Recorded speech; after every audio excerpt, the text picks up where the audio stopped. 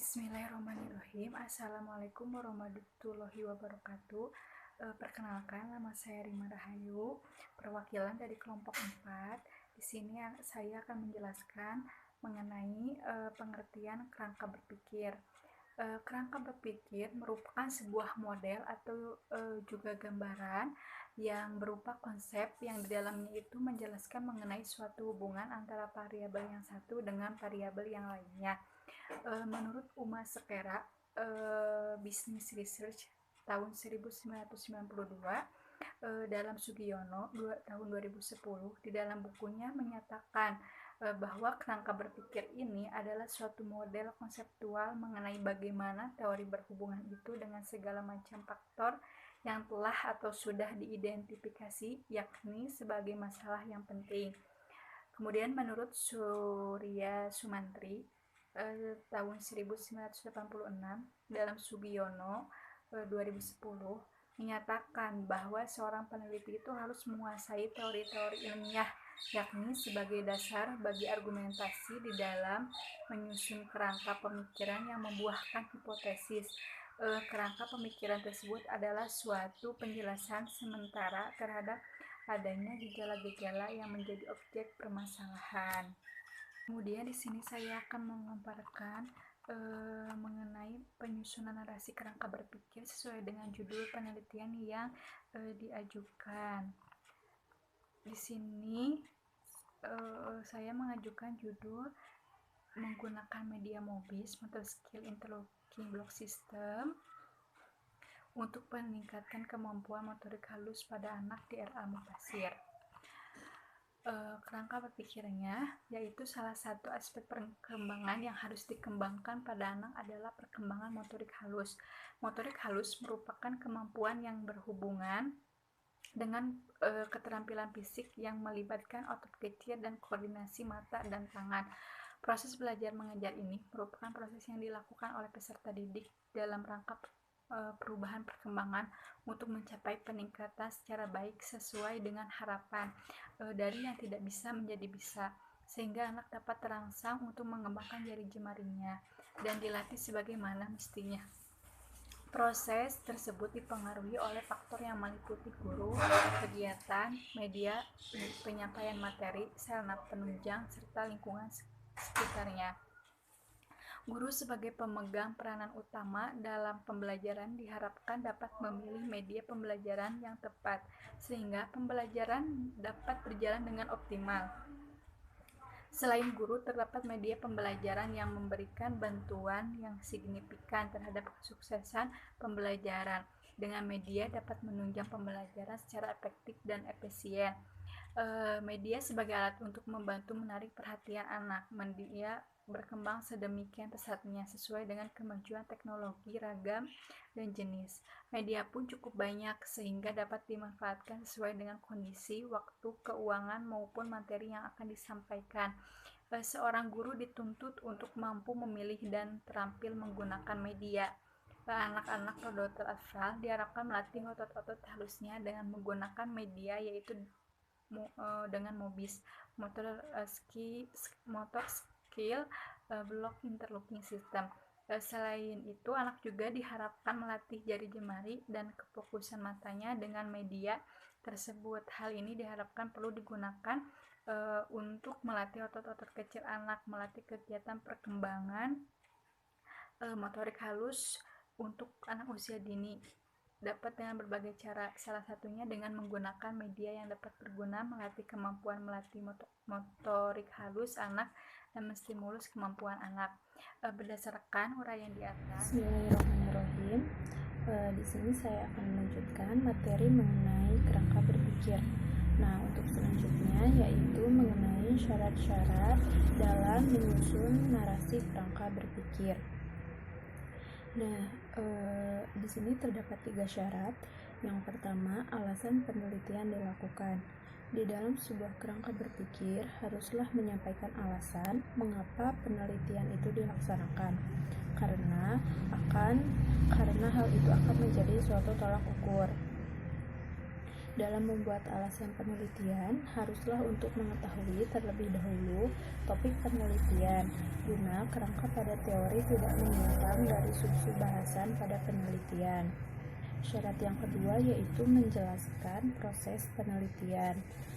Dalam syarat wajib bagi pembuatan kerangka berpikir diharuskan untuk menjelaskan proses penelitian yang terbentuk dari metode penelitian yang telah menjadi pilihan peneliti.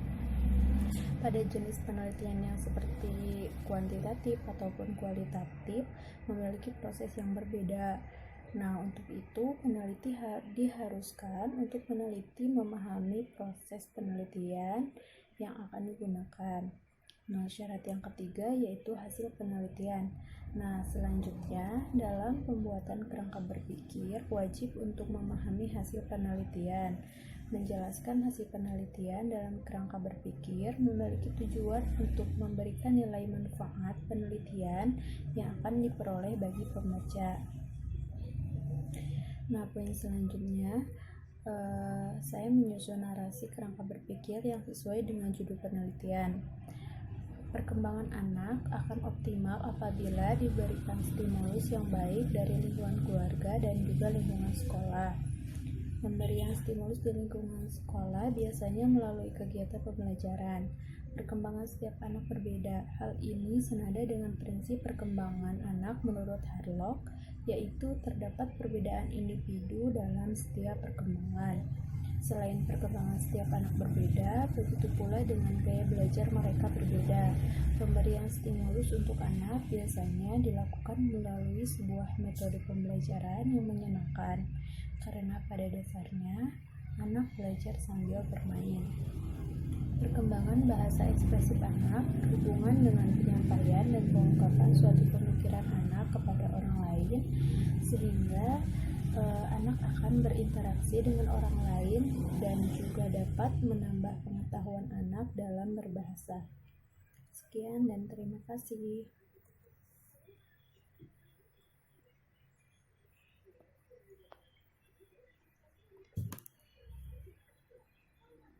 Bismillahirrahmanirrahim. Di sini saya Rina Nur Aini akan memaparkan mengenai kerangka berpikir sesuai dengan judul yang saya ajukan, yaitu pengaruh lagu anak Islami untuk meningkatkan perkembangan agama dan moral anak usia dini usia 2-4 tahun. Masa anak usia dini berada pada usia 0-6 tahun yang identik dengan bermain dan bernyanyi, atau disebut juga dengan masa keemasan atau golden age, di mana anak tersebut memiliki pertumbuhan dan perkembangan dengan sangat baik dan alat indera seperti penciuman, pendengaran, penglihatan, yang lainnya berfungsi dengan sangat baik dan dapat merespon dengan cepat. Dalam mencapai tujuan pendidikan akan sangat diperlukan metode-metode pembelajaran, yaitu dari segi cara guru menyajikan, menguraikan, memberi contoh, dan memberikan latihan kepada peserta didik. Untuk mencapai tujuan yang diinginkan, salah satunya dengan menggunakan metode lagu anak Islami. Metode lagu merupakan metode yang menarik perhatian dan digemari oleh anak karena mudah untuk diingat. Lagu dapat merangsang anak dalam menumbuhkan motivasinya dan membuat pengetahuan-pengetahuan akan sampai pada anak dengan mudah, dapat tertanam dengan kokoh, dan dapat membuat anak menyukai pembahasannya. Maka dari itu, karena lagu merupakan salah satu metode yang mudah diikuti dan dihafalkan oleh anak, penerapan metode lagu anak Islami ini dapat dilakukan dengan berbagai variasi, baik ketika anak sedang melakukan aktivitas belajar atau ketika anak sedang bermain. Guru dapat memutar lagu tersebut karena secara tidak langsung anak dapat merekam apa yang ia dengar dalam ingatan serta makna yang terkandung dalam lagu tersebut. Sekian yang dapat saya sampaikan. Terima kasih. Narasi kerangka berpikir yang saya buat yaitu dengan judul pengaruh metode menari terhadap perkembangan kinestetik anak usia dini. Kecerdasan kinestetik adalah kecerdasan gerak tubuh anak usia dini yang diawali dengan terbentuknya refleks dan keterampilan motorik sederhana yang kemudian berkembang menjadi mengontrol gerakan. Menari berasal dari kata tari yang memiliki arti melakukan gerak tari. Tari adalah keindahan gerak tubuh manusia yang bergerak, berirama, dan berjiwa yang harmonis. Gerak dalam tari adalah gerak yang diperintah dan disusun dengan baik untuk menciptakan harmonisasi dan keselarasan dengan irama. Dalam bidang pendidikan, tari akan memberikan warna dan arah pada pembentukan pengetahuan, sikap, dan keterampilan. Pendidikan seni tari juga sangat berpengaruh pada perkembangan anak, tidak hanya mengembangkan motorik saja, tetapi kompetensi afektif dan kognitif pun dapat dikembangkan melalui gerak tari. Dengan hal tersebut, peneliti tertarik untuk mengetahui pengaruh metode menari terhadap perkembangan anak, khususnya kecerdasan kinestetik pada anak. Sekian.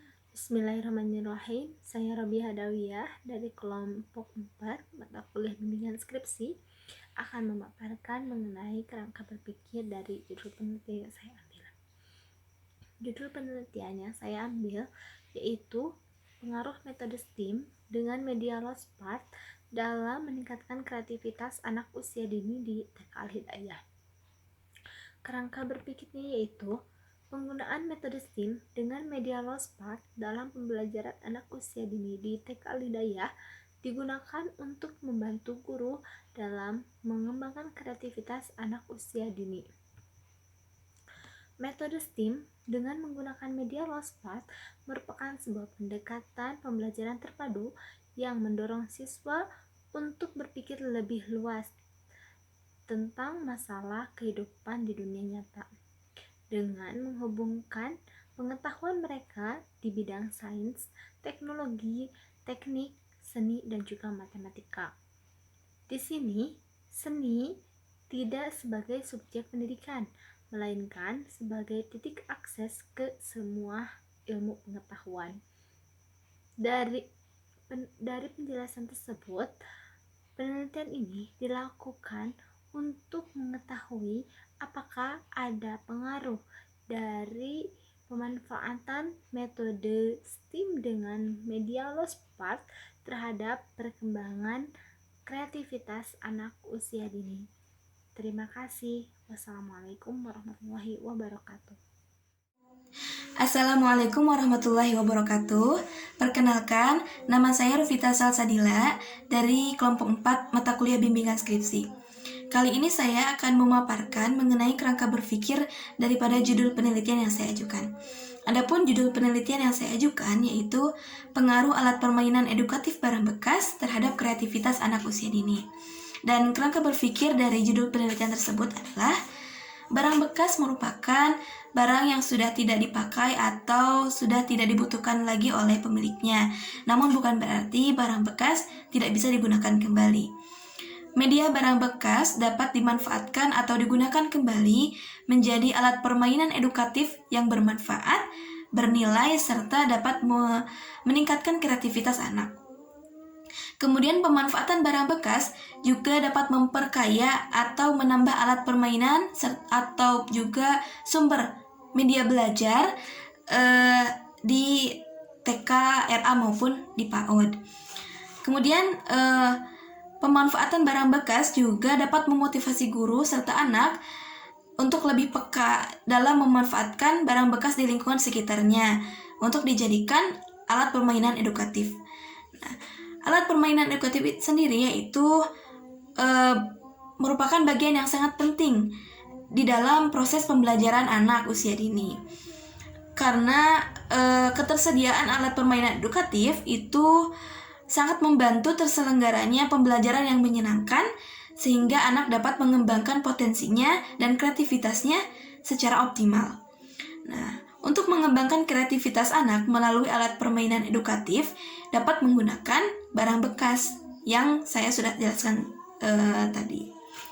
Terima kasih, mungkin itu saja yang dapat saya sampaikan. Mohon maaf apabila ada kesalahan. Wassalamualaikum warahmatullahi wabarakatuh.